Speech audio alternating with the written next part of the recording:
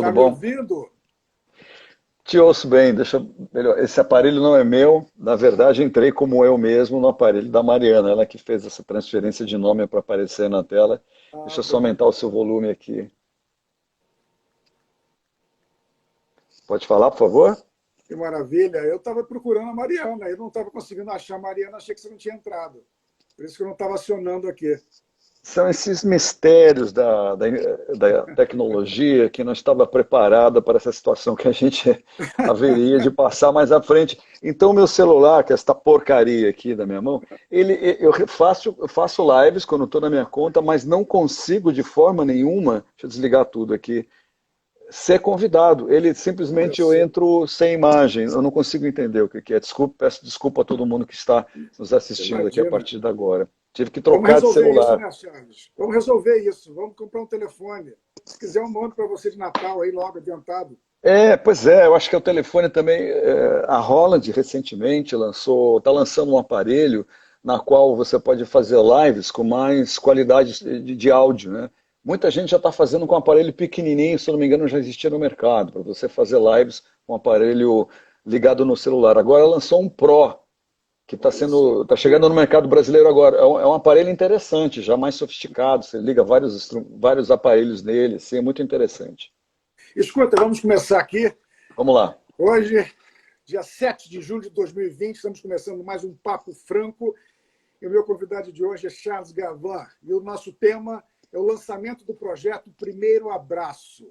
Charles, eu faço Isso mesmo. assim, geralmente eu faço uma apresentação um pouquinho mais formal do convidado, só para ficar registrado. Você, por gentileza, depois me corrija ou acrescente alguma coisa que você julgar importante, porque é tanta coisa bacana, eu nem sei, eu não sabia o que escolher. Então, Charles é músico, pesquisador, produtor, apresentador, cursou administração de empresas na PUC São Paulo, é um baterista autodidata, um dos fundadores do RPM, participou de bandas como Ira e ingressou nos Titãs em janeiro de 85, onde permaneceu durante 25 anos, gravando 16 álbuns nesse período. A partir de 98, Charles passou a trabalhar na área de produção fonográfica, cultural, de pesquisa, divulgação da memória da música brasileira. É um colecionador de discos, eu diria que obcecado pelo seu cenário aí atrás. Eu fiquei chocadíssimo, uma coisa assim esmagadora.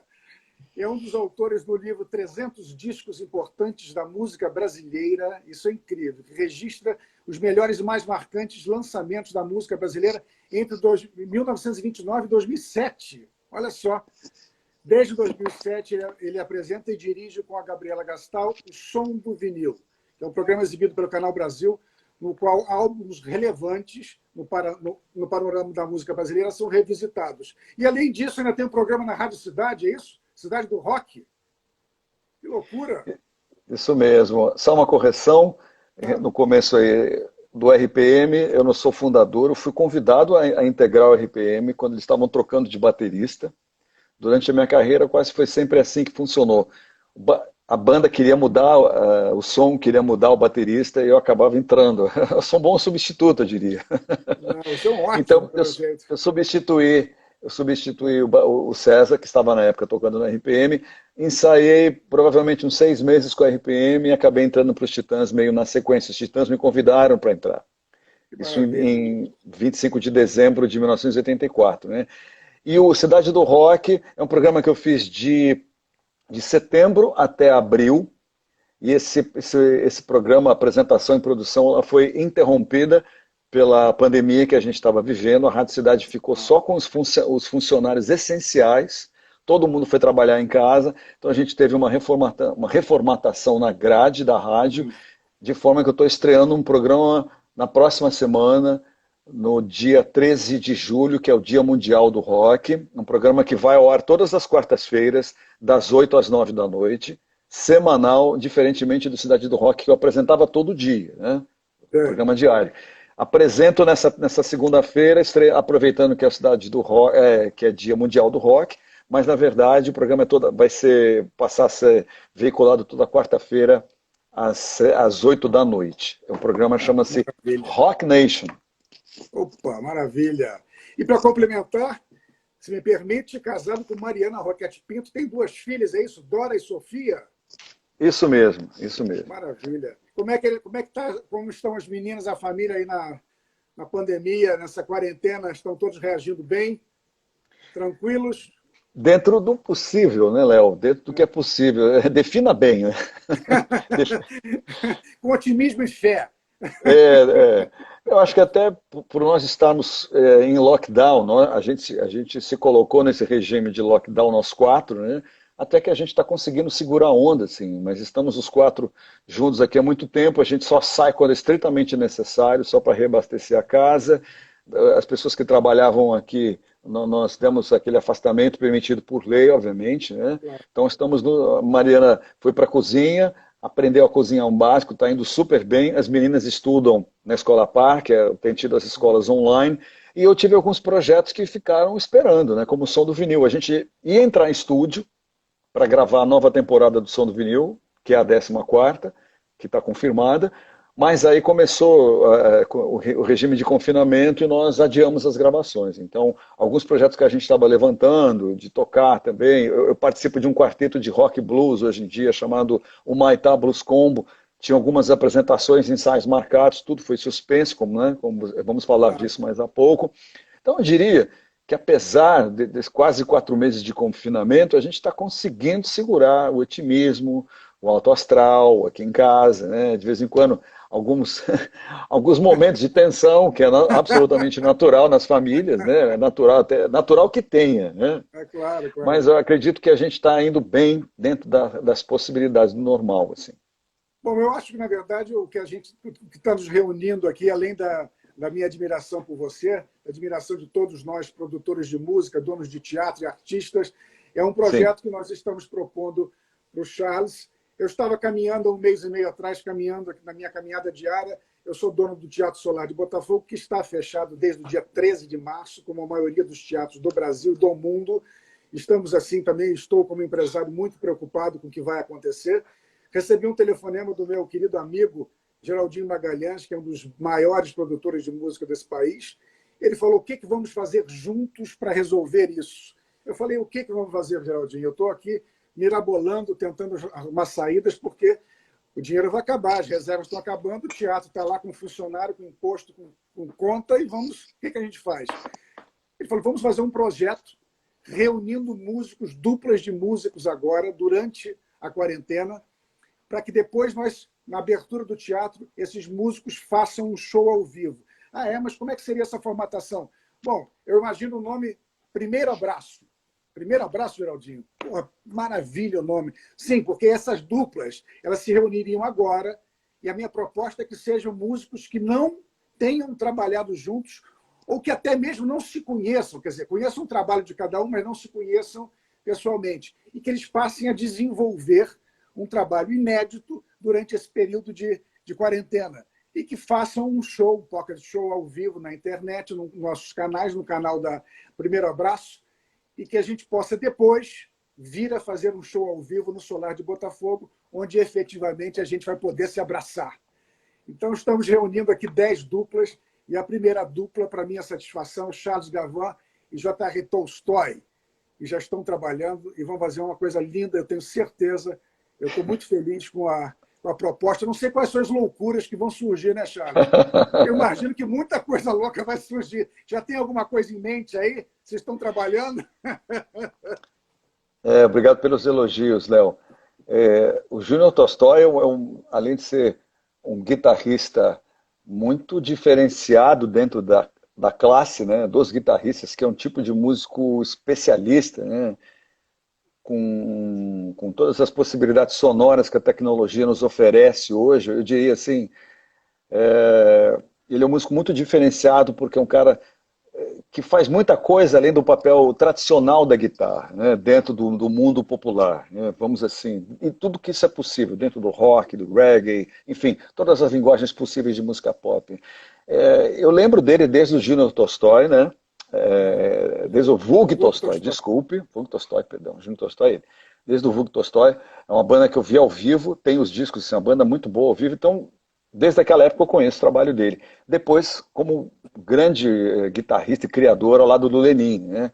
E ao longo dos anos foi se estabelecendo como um grande produtor também, um cara que tem uma inquietação estética muito interessante em produzir, em criar e usar o estúdio como ferramenta, não simplesmente como meio de registro. Isso é típico do mundo do rock, eu diria, e do mundo pop. Aham. Outros gêneros da música, se a gente parar para pensar aqui, Léo, usam o estúdio apenas como, vamos usar a palavra transporte, é um termo que eu li alguns livros de produção, alguns grandes pensadores da música pop, como Brian Eno, por exemplo, ele dizia o seguinte: até os anos 60, os estúdios eram meios de transporte da obra do artista. Ou seja, o artista ou a banda entrava em estúdio para registrar aquilo que eles faziam ao vivo ou no ensaio. Daí vem, olha que coisa interessante, daí vem o nome alta fidelidade, high fidelity, que Olha, significa fiel àquilo que o artista é. Né? Depois esse termo se transferiu para a coisa do áudio. Né? Um aparelho high fidelity é um aparelho de som bom, de alta fidelidade, né? Confiável. Né? Mas esse termo de fidelity vem de lá de trás. Por isso, a partir dos anos 60, com a possibilidade de gravar os instrumentos separadamente, o estúdio passa a ser usado como ferramenta de criação. E acho que o grande exemplo disso, temos dois, né? Pet Sounds, a banda californiana do Beach Boys, e uhum. Sgt. Pepper's dos Beatles. Esses dois álbuns, acho que é a primeira guinada na música pop em usar o estúdio como ferramenta criativa, além da música em si, né? E além dos instrumentos e dos acessórios. Então, acho que esse assunto, para resumir, nisso o Júnior Tolstói vem fazendo há muito tempo, usar o estúdio como ferramenta criativa, criar novas possibilidades para a música das pessoas que ele trabalha e para a música dele próprio. Né? Então, acho que nesse Aham. sentido, nada mais interessante realçar aqui, lembrar do trabalho que ele vem fazendo com o Lenine, que também é um artista excepcionalmente inquieto, ao longo da sua carreira, vem sempre tentando se reinventar, nunca foi um cara acomodado, então ali entrou dois caras interessados no mesmo tema, né? Que é se reinventar dentro do estúdio. Então acho que vai ser um encontro muito, muito positivo. Eu também sou apaixonado por gravação, sou apaixonado por produção de disco. Tenho muito menos discos produzidos que Júnior Tolstói e que a maioria dos produtores que você conhece. E a razão por isso é interessante, assim. Esse é um mercado muito competitivo, Léo, de produção de É. disco. Muito competitivo.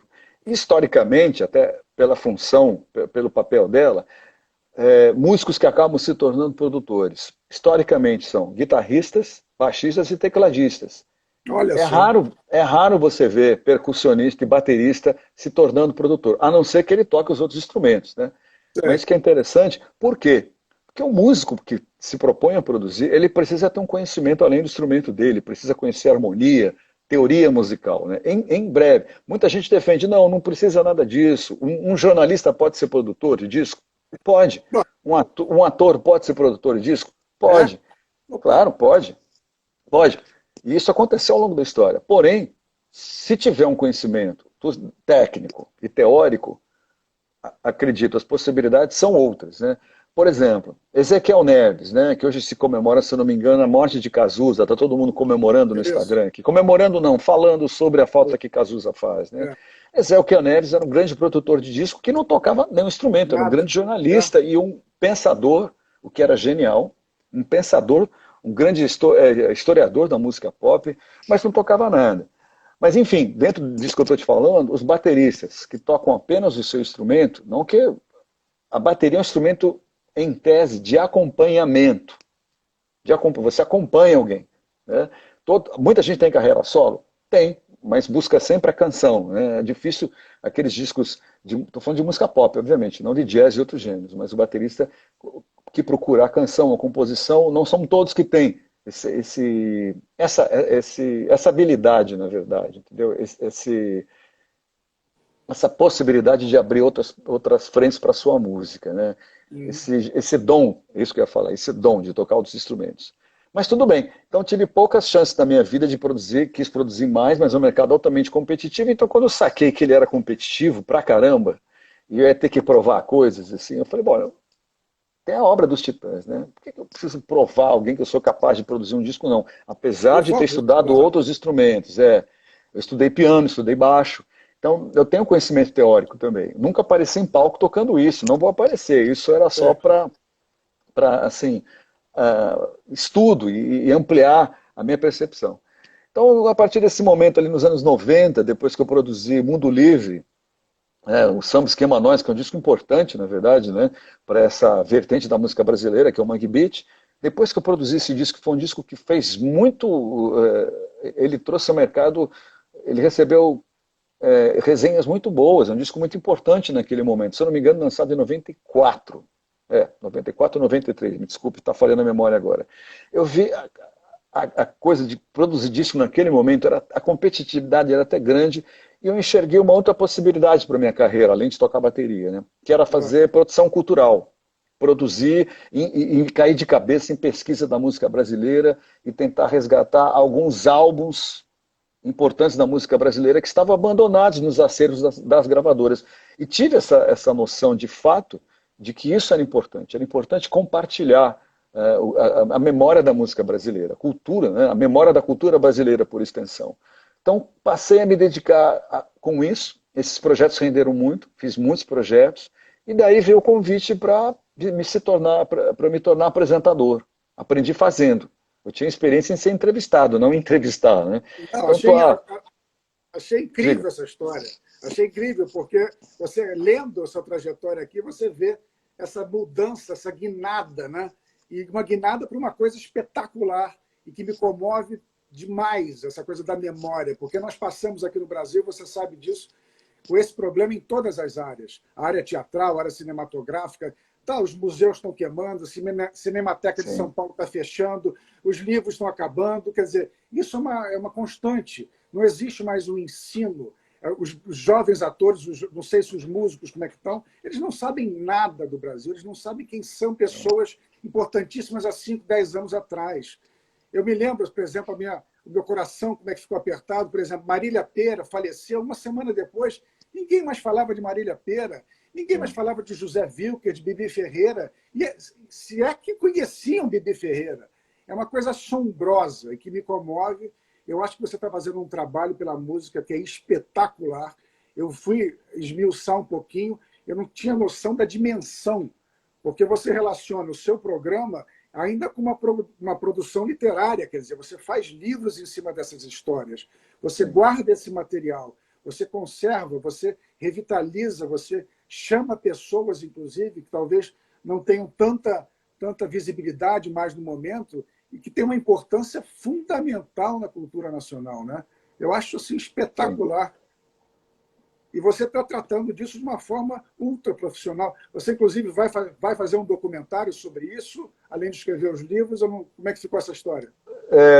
Então, o fato de eu ser músico, Léo, me ajuda bastante, né? Me ajuda bastante nas entrevistas. Eu não sou jornalista, né? Embora quisesse ser, eu deveria ter feito. Claro. Eu não me formei em administração, não. Só uma coisa que você falou no começo, eu cursei administração de empresas na PUC em São Paulo até o último ano.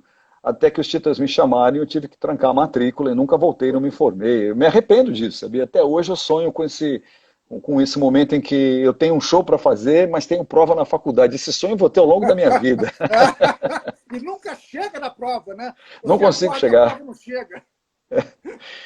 Não consigo chegar.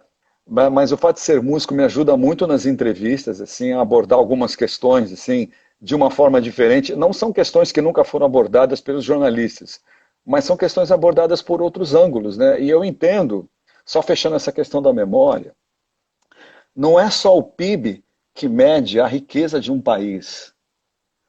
A identidade cultural é o grande bem de cada país. E a gente sabe que um país é considerado desenvolvido não só quando o PIB dele, e quando o PIB é grande, a inflação é baixa. A gente sabe que um país é desenvolvido quando a sociedade valoriza a cultura, valoriza a sua identidade cultural e investe nisso.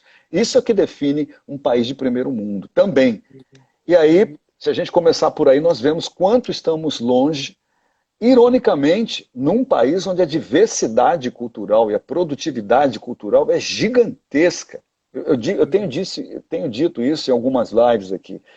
Se nós fôssemos um país mais sério, né, em alguns momentos, não teríamos apenas o Ministério da Cultura, como não temos agora, não temos a Secretaria.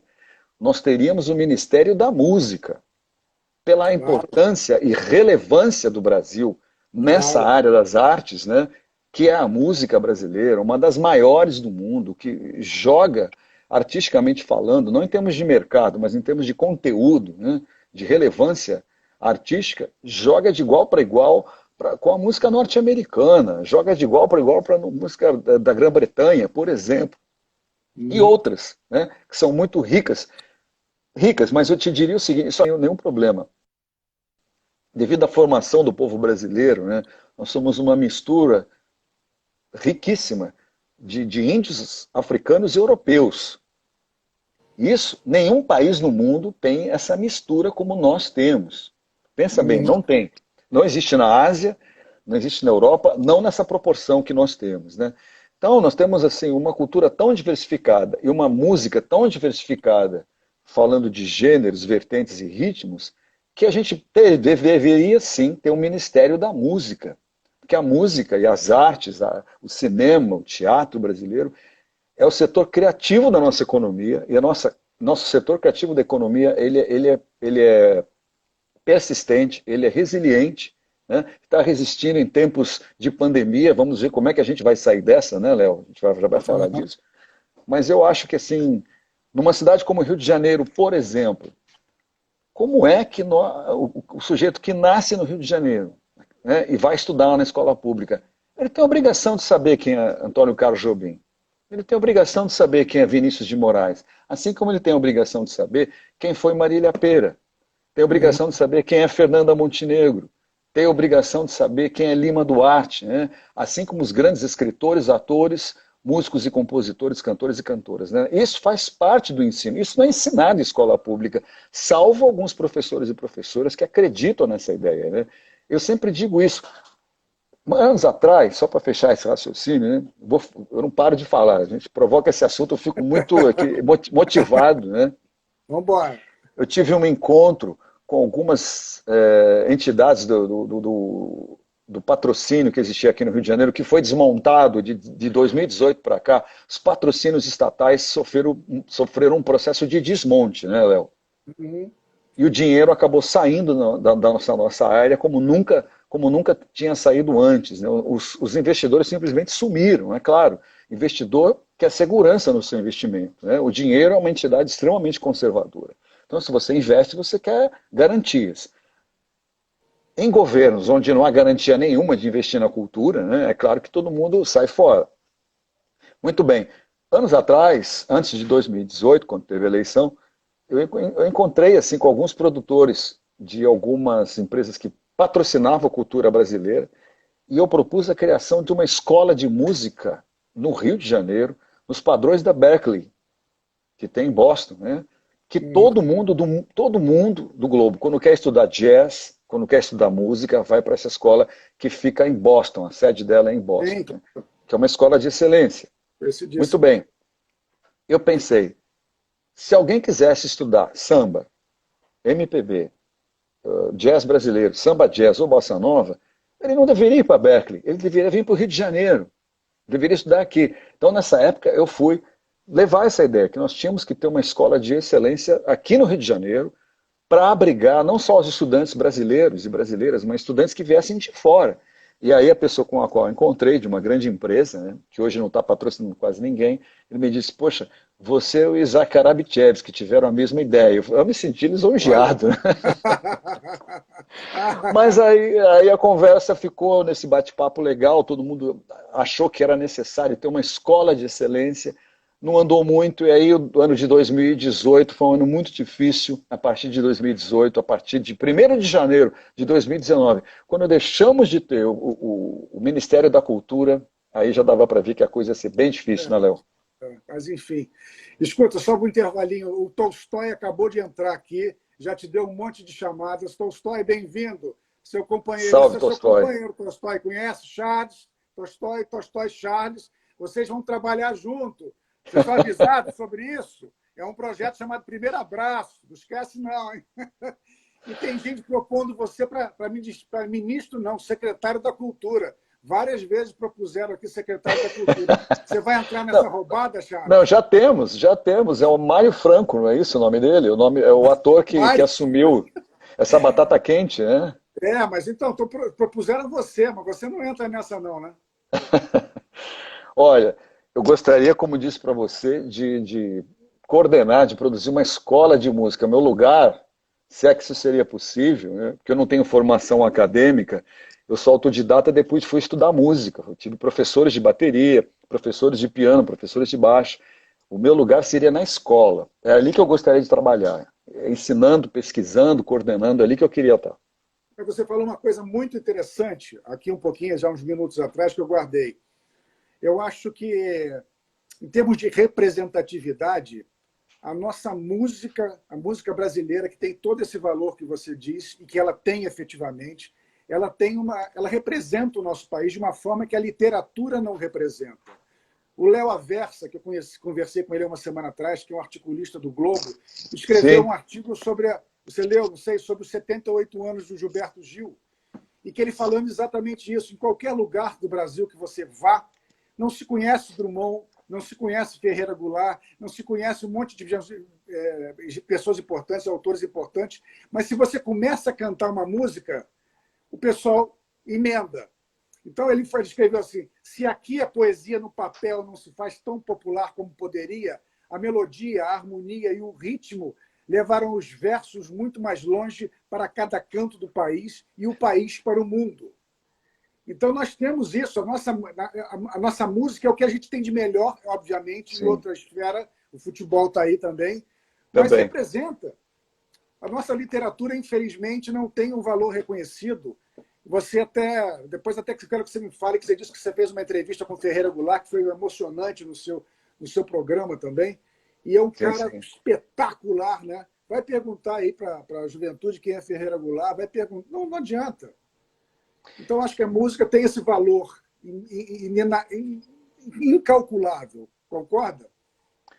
Concordo plenamente e tenho uma opinião sobre isso, né? Porque de tudo que o Brasil produz culturalmente, nós somos muito fortes na literatura. Veja você, a tradução de Machado de Assis de Memórias Póstumas de Brás Cubas foi relançada no mercado norte-americano, foi feita uma campanha lá em cima da figura dele, né? Um autor negro brasileiro, e essa edição já esgotou nos Estados Unidos, né? Houve um grande interesse, até pelo tema, os assuntos que estamos vivendo nesse momento de pandemia, né? Tudo que aconteceu nos Estados Unidos, a gente acompanha, enfim. Claro. E então, a pergunta é, por que a música brasileira nos representa tão bem, né, diante de todas as artes que temos, cinema, literatura, teatro, futebol também, né? Eu incluo nisso, futebol é arte, né? Claro. É porque a música é mais fácil de você consumir. Vamos usar esse termo que eu não gosto muito, consumo, o termo consumo, mas não encontro uma palavra melhor. Você pode fazer outras coisas escutando música, como nessa pandemia, acho que eu nunca escutei tanta música como agora. Aqui em casa, as tarefas domésticas são feitas de manhã, Mariana cozinha, e eu fico de assistente dela. Então, automaticamente, no nosso ambiente, direto, na hora do almoço também com as minhas filhas, música direto, música sem parar ali na caixinha de som na cozinha, o Spotify ligado ali, no imenso acervo que o streaming oferece hoje, ouvimos música. Então você pode, isso é interessante, você tem que parar para ler.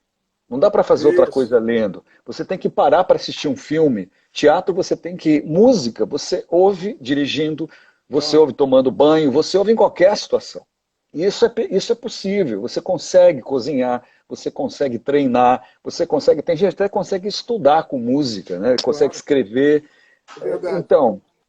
Então das artes, isso é José Miguel Wisnik que diz isso.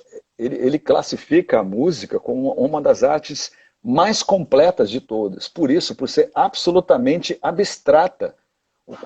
Sobretudo se for instrumental ainda, né, a música clássica. Então, por isso, a música ela consegue dialogar com várias culturas, mesmo você não entendendo a letra, alguma coisa você entende, né, da música mais popular que muita gente usa esse termo folclórica, que hoje não se usa mais a música folclórica, é música popular, tudo é música popular, né?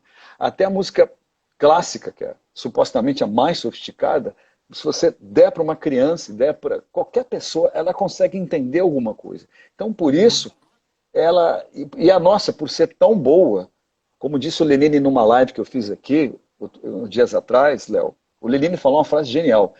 A gente estava falando dessa qualidade da música brasileira, né?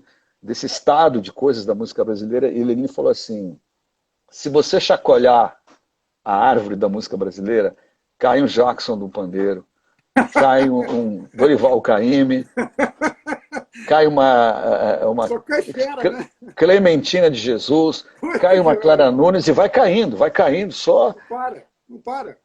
figuras extraordinárias, o que não acontece com outros países. Então eu acho, você há de concordar, você, né, dono desse teatro belíssimo, dono e programador desse teatro belíssimo, já estive lá inúmeras vezes no Solar, né? Teatro lindíssimo em Botafogo, um ambiente muito, um lugar muito agradável de você estar assistindo, né, uma apresentação. Você há de concordar, com essa música que nós temos, era para a gente ter sim o Ministério da Cultura, para produzir não apenas condições de produção cultural, mas para abrigar economicamente essa produção, esse braço da economia criativa. E volto a dizer, nós nunca tivemos isso. Nesse governo nem temos Ministério da Cultura, e nos outros governos tivemos ministros relevantes, é verdade, tivemos Gilberto Gil, Claro, claro. que entrou com uma mentalidade a melhor possível de implantar políticas culturais. Eu acho que em parte ele conseguiu muita coisa, e o que ele não conseguiu é porque o sistema não está preparado para isso. O Estado brasileiro, a sociedade brasileira não enxergam isso, não enxergam. Essa ficha talvez caia no futuro, enxergar a cultura brasileira e a música brasileira, tem que colocá-la no lugar onde ela deveria estar, desde sempre, né? Então, desde quando a gente começou a redemocratização, lá nos anos 80 até hoje, sempre ouço essa promessa de que vai priorizar a educação, vamos priorizar a cultura. Eu não vejo isso. Como deveria. Eu vejo progressos, é verdade. Claro que temos. Em todos os governos. Infelizmente, nesse não vejo nenhum. Mas os anteriores, né, passando por Fernando Henrique, o primeiro presidente eleito, até o último governo, tivemos, assim, mudanças significativas, sim, nas leis, na produção cultural, mas a gente precisava de muito mais, que abrigasse tudo que a gente produz. Claro. Escuta, Charles, eu vou fazer um comentário aqui com você. Eu queria que você. Não dá para conversar com você, não dá para olhar para essa sua estante atrás aí, não dá para relacionar você com um filme Alta Fidelidade, que você já deve ter visto e que alguém já deve ter comentado com você. É um filme com John Cusack. Ele é dono de uma loja de discos antigos, e é incrível, porque o valor que isso tem. Aí eu faço uma relação com o que você falou. A nossa música já chegou em Marte.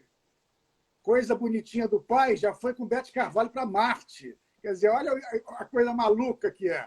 Então, eu soube que o seu primeiro vinil que você ganhou foi do Roberto Carlos, em 74, que tinha a música Madamante. E o primeiro que você comprou foi Burn, de Purple. E que você é um apaixonado pelo Pink Floyd, pelo seu signo aí no WhatsApp.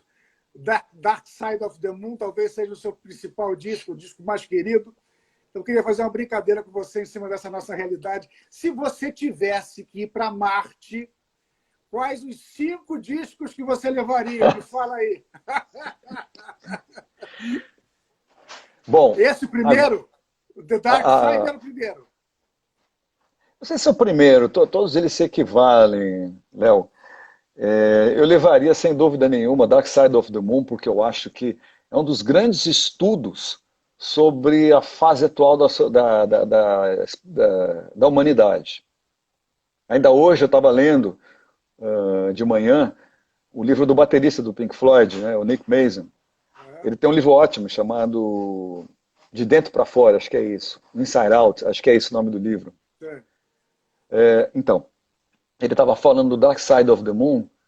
Ele falava o seguinte: eles, quando se reuniram para pensar no que eles fariam sobre esse disco, eles fizeram uma lista de todos os problemas e coisas que afligiam a sociedade contemporânea. Pressão, apego ao dinheiro, consumo, paranoia, medo, loucura. Eles listaram várias coisas, dinheiro, né? Pegou dinheiro, enfim. Então, eles foram produzindo uma obra musicalmente, e o Roger Waters foi se inspirando, né, nessa listagem, né, nesse brainstorm que eles fizeram, e acabou compondo Dark Side of the Moon, que para mim é um dos grandes discos da história da música pop de todos os tempos. Né? Até hoje, entre os discos mais vendidos na história da música pop. Então, esse seria um deles. É. Mas certamente levaria Acabou Chorare, dos Novos Baianos. Levaria Secos e Molhados, primeiro disco de 73. Eu também levaria.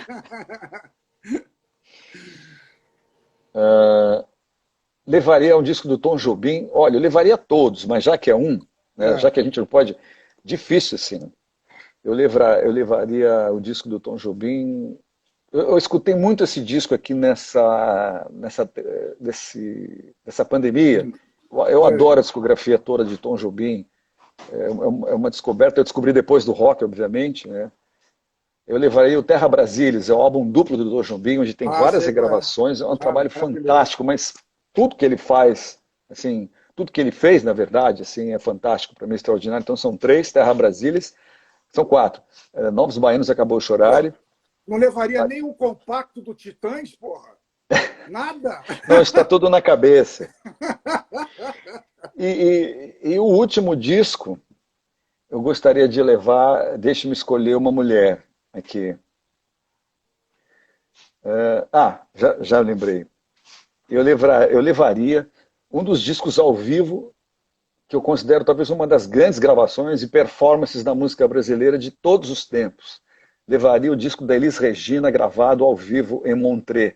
Se não me engano, em 76, 77. Esse show está no YouTube, você pode ir lá e assistir. Ela simplesmente é uma das melhores bandas daquele momento, uma seleção brasileira dos músicos que estavam ali com ela, né? César Camargo Mariano nos teclados, Hélio Delmírio na guitarra, Luizão Maia no baixo, Paulinho Braga na bateria, que tocava com Tom Jobim, e o grande Chico Batera na percussão. E Elis Regina. Esse show, ele arrebatou o Festival de Jazz de Montreux nessa época, e essa performance passou na Bandeirantes na época. Alguma alma abençoada colocou no YouTube, você pode assistir esse show lá. Que maravilha. Pô, ótimas escolhas, hein? Não, eu gostei porque você levou a sério, você, porra, fez as 5. Não, porque esse filme marcou minha vida, cara. Esse filme tem várias coisas, porque não só essa questão da discografia, mas do amor, da procura daquela mulher linda. Tem o Jack Black também fazendo um papel fantástico. Então, esse filme é incrível. E me diz uma coisa, tem uma frase do Egberto Gismonti que você menciona isso, uma das histórias da sua vida. O músico, antes de aprender a tocar o instrumento, tem que saber tocar a vida. É isso mesmo? Os músicos estão sabendo tocar a vida ou eles só sabem tocar o instrumento? Como é que está isso agora? Essa frase fantástica do mestre Egberto Gismonti, grande pensador do Brasil, né? Deveria estar dando aula em universidade, Egberto Gismonti. Porra, claro. Porque ele passou por isso. Ele entendeu que para a carreira dele existir, ele tinha que entender de direito. Então ele foi estudar direito autoral, né? E todo tipo de direito ligado à produção de discos. Lá atrás, isso lá nos anos 70, ele teve que estudar, se reunir com os advogados para entender como ele deveria fazer a gestão da carreira dele. Então ele falou isso numa entrevista, e eu achei que essa foi a grande frase de um grande mestre da música brasileira, né? O músico, antes de se preocupar com tocar bem, com estudar, com inventar, com compor, ele tem que se concentrar na gestão do seu trabalho, ou seja, se preocupar com aquele lado mais chato do trabalho, porque é verdade isso. Grande parte dos nossos companheiros e companheiras aqui da música, do teatro, não quer nenhum tipo de envolvimento com o trabalho chato do dia a dia. Cuidar da carreira, cuidar dos contratos, guardar tudo, assim, ser, de alguma forma, microempresário. A minha geração foi penalizada por isso, né? A nossa geração, a gente deve ter a mesma idade, acredito. A geração do Egberto foi penalizada por isso, por esse distanciamento do negócio, do business. E eu acho que as gerações mais atuais, que entendem a forma de negociar, de gravar, de fazer a gestão da carreira, de administrar, não tem medo disso, né? E acho que essa pandemia, para músicos mais veteranos como eu, assim, Ela veio para determinar definitivamente. Ou você cuida e toma as rédeas daquilo que você faz definitivamente, ou você está fora. Você está fora, você vai ser deixado para trás.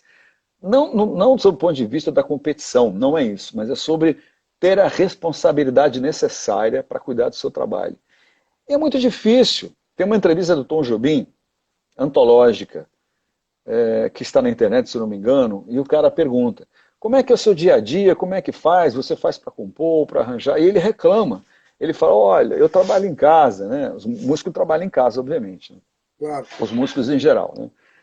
E é muito difícil, porque eu acabo virando o síndico de mim mesmo, tenho papagaio para cuidar, tenho cachorro, ele reclama disso, né? Do Ah, trabalho de casa, de ter que pagar a conta, não sei o quê. E eu me identifico com isso, porque realmente essa parte é muito difícil e os músicos acabam delegando, né? Tem sempre alguém para cuidar. Normalmente é a companheira, ou é um filho, ou é empresário, assim por diante, né? Tudo bem, pode ser assim, mas a gente não pode ficar tão alheio a essas questões. Então, essa frase vem a calhar. mas os empresários no Brasil, como é que os empresários musicais no Brasil estão trabalhando como grandes empresários estrangeiros ou ainda tem uma deficiência aí, não só de conhecimento, mas de experiência? Como é que funciona isso? Olha, eu falo do meu ponto, do meu lugar aqui, né? Os Titãs hoje, se eu não me engano, os três que estão lá debaixo desse nome, né, como banda, Tony Branco e Sérgio, né? Eles não têm empresários. A gente nunca teve empresário de um tempo para cá. Acho que a nossa última empresária foi a Paula Lavigne, no começo dos anos 2000, ou seja, 20 anos atrás, né? Fomos Pois é. empresários por algumas pessoas, fomos empresários por uma figura fantástica, que é Zé Fortes, empresário dos Paralamas, mas acho que nessa área ainda há uma carência, Léo, de empresários assim, que sejam o quinto membro da banda, o outro membro da banda, assim como o Skank tem, né, o Fernando Furtado, que é praticamente um integrante da banda, ou então o Zé Fortes, que é o quarto Paralama. As bandas têm muito isso, as bandas precisam de uma pessoa, né? Ainda precisam de uma pessoa nessa condição, uma pessoa que enxergue a carreira de uma outra forma, do ponto de vista empresarial, né? Mas acho que temos assim muitas pessoas significativas, por exemplo, Geraldinho Magalhães, que nos aproximou aqui nesse projeto com um nome maravilhoso, né? Primeiro abraço. Geraldinho é bom de nome, viu? Ele é ótimo. Brasil Adentro, Música D, que fomos dois documentários que produzimos juntos com a Paula Vieira, diretora de cinema também. Fizemos nós três, curadoria e direção desses dois documentários, Brasil Adentro, Música do Pará e Brasil Adentro, Música de Pernambuco. Aí em Pernambuco entrou Lula Queiroga no time. Geraldinho é sempre bom de nome, sempre dá bons nomes para os seus projetos. Ele é uma mistura de empresário curador. Então, de certa forma, todos nós hoje, essas pessoas que eu Uhum. citei aqui, Lenine, Egberto Gismonti, Tom Zé, são pensadores da música brasileira, e o pensador, de certa forma, é um curador também. Ele que aponta o conteúdo, a importância, né? Você, na seleção das atrações do Solar de Botafogo, você faz isso todo o tempo. Isso eu acho legal, relevante. Isso posso esperar, né? Então, acho que temos tido, ultimamente, bons nomes assim trabalhando na área, temos várias figuras novas assim, né? O Felipe Simas é um cara que eu considero muito, que trabalha no Solar há muitos anos, está Sim, com a Ana Vitória agora. Então, é uma pessoa que eu tenho muita consideração. Eu estou perguntando isso porque, às vezes, eu sinto falta.